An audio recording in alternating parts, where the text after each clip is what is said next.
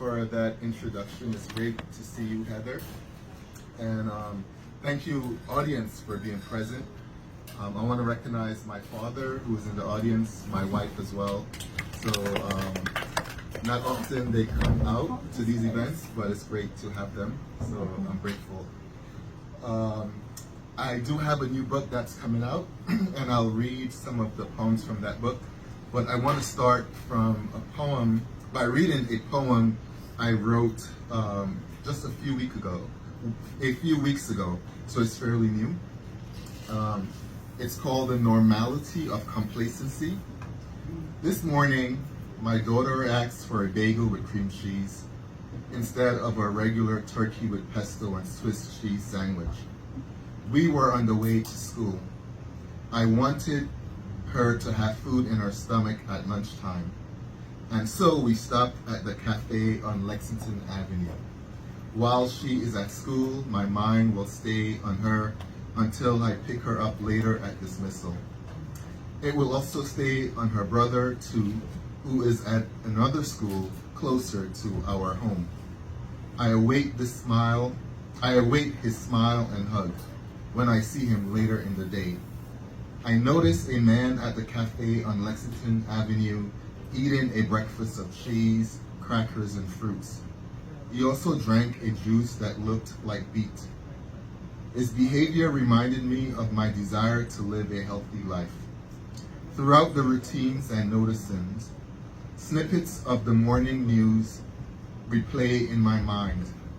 Another student was abducted by ICE agents.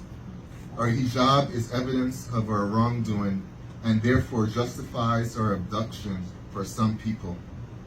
The president signed an executive order to restore artifacts and statues initially removed from federally funded museums and parks due to their contribution to the false narrative of American history. He and his cronies are rewriting history as we stand and watch them do it. Crossing 2nd Avenue, I think of a white friend who wrote me a letter at the heights of the protests against the police and state-sanctioned killing of George Floyd, castigating those who took to the streets in the name of reform and justice.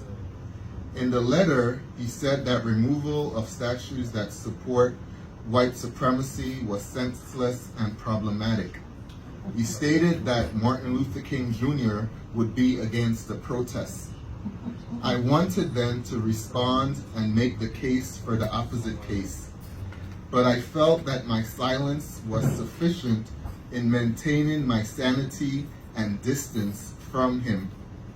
I knew then what I know now, that his whiteness does not allow him to acknowledge that I too can disappear without warning for standing up to and resisting white supremacy, preventing me from seeing my children again because my body is black.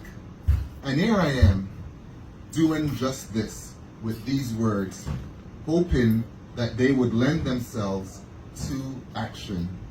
Thank you.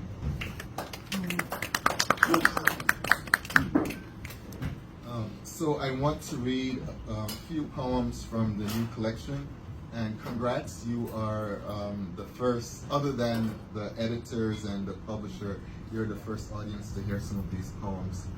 And the first one is Primordial Orbits, Arrival. We land on new shores. Night is in our heads. The call to march will come, but for now we hear nothing, even though noise surrounds us. We are swelling with the tide, sweating a history that refuses to leave us. Night and day beg us stay and grow. Become strong. Forge something into being, a conglomerate of selves wading through waves. And that's about staying power, the circular aspect of life as well.